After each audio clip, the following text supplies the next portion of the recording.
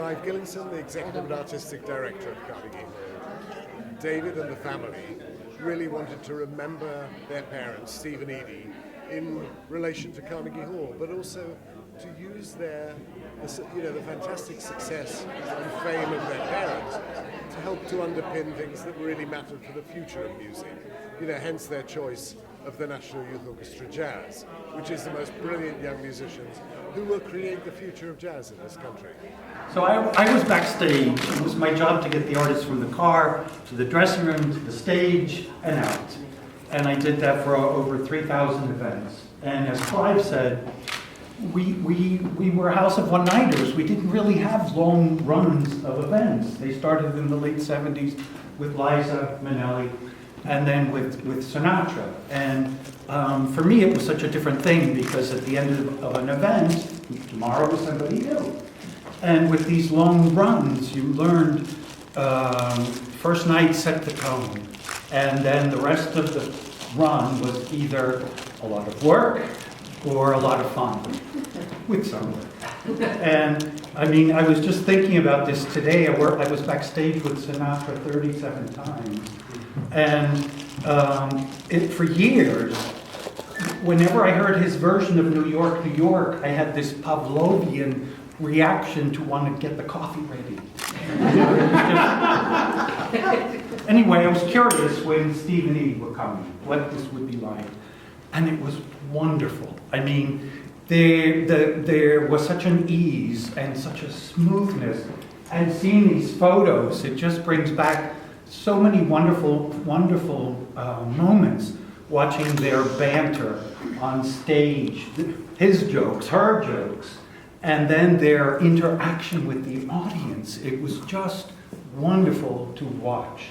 There was no tension backstage, or little, and it was a pleasure. One night, we had some smoke come in through one of the upper floors, and there was a little bit of a commotion, and Steve suddenly became a comedian in one of the clubs downtown. He had the audience in hysterics. He calmed everybody down. And I was thinking, I regret that we never got that recorded. Oh, I know. Because it was just such a wonderful, One thing I do moment. remember is that night, a piece of the Carnegie Hall roof on the stage had come down. And my dad started with saying, "Now you see, Steve Eydie brought the house down." And it started there. So And you know, I just asked him, and I've been waiting 40 years to ask this question, and you were very modest, but he composed the overture for those events. Yeah. Wow. You know, I still remembered it. It was such a remarkable thing. So to bring it personal for me, and I mean, they had a sweet comfortability, honestly, this back and forth with the audience and with all of us backstage. So they leave the first time, and then we had graduations. We were preparing for the Jazz Festival, and I myself actually was producing an event made up of ushers. There were a lot of wonderful musicians who happened to be ushers. And I asked the house manager, can we put on a show in the recital hall? And he gave us the recital hall free of charge. And it was just wonderful. And as I was running around producing, I got a call saying that there was a telegram for you backstage. And so I want to share to you, I have many mementos from backstage, but I brought my favorite. And it's a telegram from your mom and dad. They were already out of town, and yet somehow they found about this concert, and they said to Gino and Kara backstage, we wish you much luck on your concert. We're sure you will have as much pleasure as we did performing at Carnegie Hall. And then they end by saying, see you soon. Isn't that sweet? I mean, to me, that sums them up. And we did see each other soon. They came back. Yeah. So anyway, and tell me if I'm wrong about this, but there's another link that your parents lived in the same building as Isaac and Ira did. Yes, at the Beresford. In the Beresford. Yeah. How long did you live there? 10 years. It was a big, Abe Burrows and Alan Funt and Isaac and, Red Buttons. It was a crazy building. It was a lot of people there. Yeah. And you and your brother, Michael and David, Yeah. were named after Isaac's kids, Michael and David. Did you know that? Thank you for telling me. I had no idea.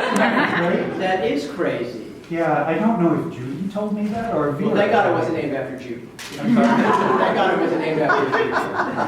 Anyway, that's my take.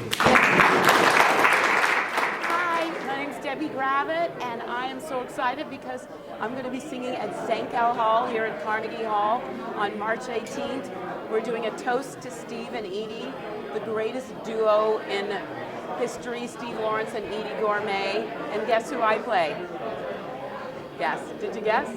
So I have known David Lawrence is their son, and I have known him. He actually did the arrangements and orchestrations for my very first album I ever did, the Alan Menken album, Go Figure. I've known him forever, and then a few years ago, wow, how did it happen? Oh, I had done, oh my God, I'm telling you way more than you need to know, but I had done this thing at La Mama, directed by Scott Whitman, of Mark Shaman and Scott Whitman, and it was a celebration of Broadway of 1968. And in that show, I actually did it with my husband, and I played Eydie Gourmet from Golden Rainbow, and we did some of the stuff. Anyway, so fast forward, I get asked to do a movie with Bette Midler, and guess who's going to play their son? It's David. So David and I, that's our first thing we did together. We were playing Steve and Eydie live on film in a not very good movie, but that's another story. And then we did do Golden Rainbow at 54 Below, and it's just blown up from there. And we love each other. We get along sort of like them. It's kind of weird in a great way, but it's fabulous. Her range, unbelievable. I mean,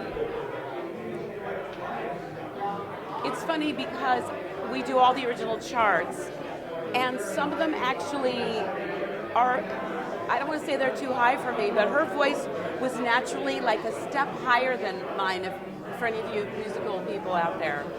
So it's been interesting to find that balance, but she had the most spectacular voice. I don't even know how she did some of the things she did. I've had to make some adjustments. And then I don't want to give anything away, but we have a little Bob Mackie number for the second act. Hi, I'm David Lawrence. I'm the son of Steve Lawrence and Eydie Gourmet. And we are here at the Archive Room in Carnegie Hall. My family's foundation is making an endowment gift to NYO Jazz to further the incredible work that they're doing, and also to make my parents much more inclusive in the hall, because they have earned their spot after 2 record-breaking concerts, and I want them to have this home to stay, have Steve and Eydie to have a home here at Carnegie Hall. Around 1965, 1966 was when I started on stage with Mom and Dad. I've sung at the cerebral palsy telethons with them in 68, 69, 74. And I actually filled in for my dad once in Las Vegas because he had laryngitis and couldn't sing. So they taught me well, and they taught me young. Debbie and I met, in the early 1990s. And we started working together in the early 1990s. I started doing some arranging and producing for her. I arranged and produced an Alan Menken album that she did in '93. And then we just became fast friends, and in 1999, we actually played Steve and Eydie in a Jacqueline Suzanne biopic that starred Bette Midler. And we actually literally played Mom and Dad circa 1964. And we always talked one day, wouldn't it be wild, to grab their charts and do a Steve and Eydie homage show. Or at least a tribute show, not an homage. And years later, we were asked to do a short review style of Mom and Dad's Broadway musical Golden Rainbow at 54 Below. And right after that is when Debbie and I really started thinking we should do a show to honor Mom and Dad. And we did our first 2 performances at the McCallum Theater in Palm Desert, where Mom and Dad also had record-breaking performances. And we wanted to bring it back to New York in Mom and Dad's backyard. So here we are, literally next door to where they broke their records at the Hall. We're at St. Kel, so I'm very excited about doing it. I was actually studying to be a thoracic surgeon, and I decided I couldn't conduct with a scalpel, so I decided, well, music's going to probably be more suited for where my heart and passion lies. And I know that that decision to go into music ultimately made them smile very deeply. My grandfather had a gorgeous cantorial voice, and I know that's where my dad got a lot of his resonant singing and influence. There was no singers on my mom's side. She just came into this world, you know, touched by the universe. But I definitely inherited both of what they have. I mean, that's, you know, X and Y's came down to me, so.